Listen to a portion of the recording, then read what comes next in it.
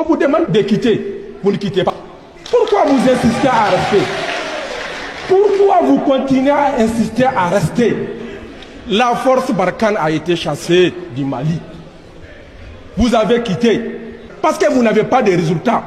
Quand ils disaient qu'ils ne voyaient pas les terroristes, quand on était à la base, l'attaché militaire nous a dit qu'ils voyaient effectivement les mouvements des terroristes, mais ils sont respectueux des droits de l'homme. Leurs bombes coûtent extrêmement cher, plus cher que la vie de 50 terroristes. Et ils ne peuvent pas abattre les terroristes. Juste, ils survolent pour les effrayer. C'est là où il nous a informé que comment se fait-il que le contribuable français puisse payer 2 millions d'euros, 1,5 milliard par jour pour le fonctionnement de la force Barkhane, juste pour nous protéger. Non, ça ne se fait pas. Nous l'avons toujours dit, ici ils sont en guerre de conquête. En guerre de conquête. Ils veulent le Sahel sans les Sahéliens. Pour vous dire que les accords de défense de 1960, les contrats léonais courent encore chez nous. Ce n'est pas vrai. Tout ce qu'il a eu à raconter, ce n'est pas vrai, je vous le dis, ce n'est pas vrai. On ne peut plus continuer à croire à ce genre de discours. À titre humanitaire, est-ce que si nous avons une souveraineté sur nos ressources, nous avons besoin à ce que la France vienne nous aider? Je vais vous dire une chose. Il aurait dit, vous dire, qu'est-ce que la France produit pour devenir une puissance? Je vous dis, la France ne produit rien, absolument rien. Ce sont nos ressources. Ce sont nos ressources. Ce sont nos ressources qu'ils transforment en richesse. Et aujourd'hui, demandez à la télévision de faire passer ce message. Tout commerçant ou tout fournisseur qu'on va surprendre en train de fournir ou en train d'approvisionner, ou le camp français, ou l'ambassade de France, la personne aura des comptes à rendre. Vous imposez un blocus. Vous imposez un blocus sur le camp. Comme Ouattara a décidé. Parce qu'aujourd'hui, si vous écoutez, si vous lisez bien, la CEDEAO est en train de revenir en arrière. La CEDEAO est en train de venir. La CEDEAO est en train de venir en arrière.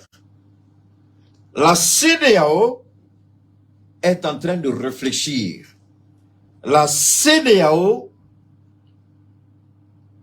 est en train de revisiter sa position. Quand je dis la CEDEAO, je parle du président du Nigeria. Le président du Nigeria n'est plus partant. Le président du Nigeria n'est plus... Il était celui qui était... Parce que le président du Nigeria, il y a 2 ou 3 choses qu'on lui a montrées. Ils ont dit au président du Nigeria, il y a 2 ou 3 choses qu'on lui a dit. Tu vois ce qui va se passer au nord du Nigeria? Tu vois l'argent que le Nigeria est en train de perdre dans le nord du Nigeria? Tu vois déjà que Boko Haram a repris ses activités. Donc, fais un effort, il faut arrêter ça. Donc aujourd'hui, Alassane Ouattara, pourquoi il ne parle plus? On a bloqué. Pourquoi Alassane Ouattara ne parle plus?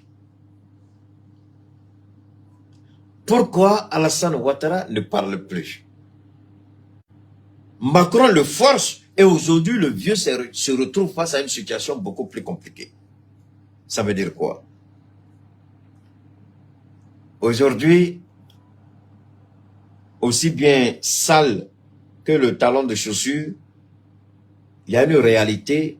Les événements aujourd'hui, ils sont en train d'aller, c'est-à-dire, ils sont en train de tout perdre. Ils sont en train de perdre sur le plan politique, sur le plan diplomatique. Et comme ils savent que nous sommes efficaces sur les réseaux, ils ont recruté des petits menteurs pour faire croire au monde entier que le Niger a chassé plein d'ambassadeurs, alors que il y a un seul ambassadeur à qui on a révoqué l'accréditation, c'est l'ambassadeur de France.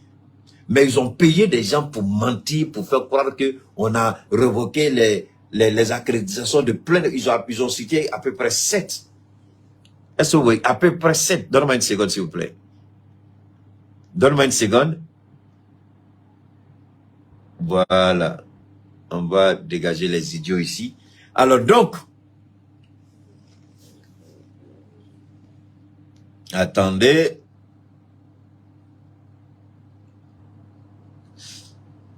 Alors donc, on est... Donne-moi une seconde parce qu'il y a des idiots là qu'on est en train de dégager au fil du temps. Donc, l'ambassadeur du Niger aujourd'hui, il est introuvable. Il est en train de... On le cherche, on ne le trouve pas, on ne sait pas où il est. L'ambassadeur du Niger. Il est... On dit qu'il ne va pas. Mais moi, je pense que quand on fait la grande gueule, on doit assumer. Quand on dit il ne va pas, vous n'avez pas autorité. Mais idiot que vous êtes. Quand vous êtes venu piller notre pays, vous avez eu l'autorité. Quand vous êtes venu voler notre continent, vous avez eu l'autorité. Maintenant que nous, on prend les choses en main, on ne veut plus vous voir, vous dites qu'on n'a pas autorité. Mais comme il est idiot, depuis quand dans les relations internationales, est-ce que c'est la Constitution? C'est eux maintenant qui parlent à notre place. C'est eux qui parlent à la place de notre Constitution. C'est eux qui parlent à la place de notre souveraineté. C'est eux qui disent que nous, on n'a aucune souveraineté. C'est eux qui déterminent qui est souverain, qui n'est pas souverain. Ce qui est légal, ce qui n'est pas légal. Ce qui est juridiquement acceptable, ce qui n'est pas juridiquement acceptable. C'est eux à partir, vous voyez, c'est dans ça qu'on vivait. C'est dans ça qu'on vivait. Le mépris. Comment on nous rabaissait. Comment on nous traitait. C'est comme ça que nous, on vivait entre leurs mains. Maintenant que on a décidé de prendre les choses en main,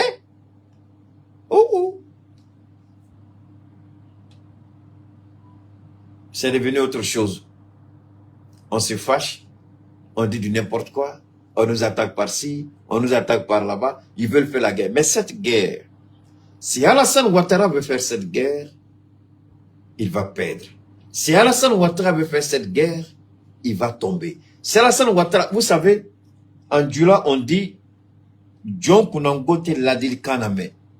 Nafolakia Tonima Tona Tonikurabi Yerenini. Est-ce que vous voyez? Donc, pour nous,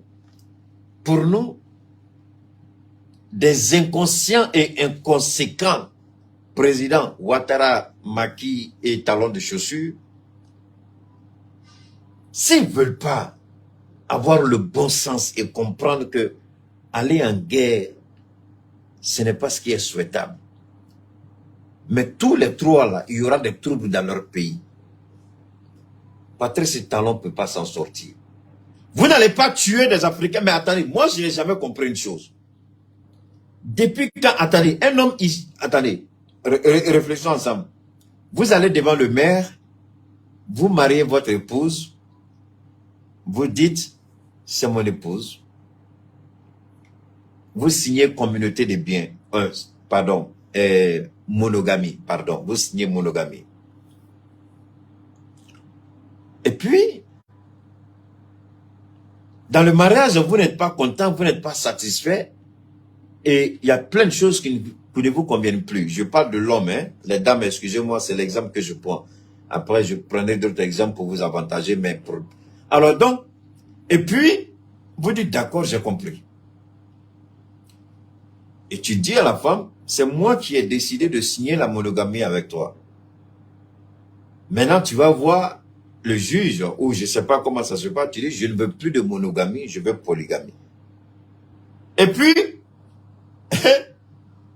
des gens qui n'ont rien à voir avec votre famille, votre foyer, non, tu ne peux pas faire ça.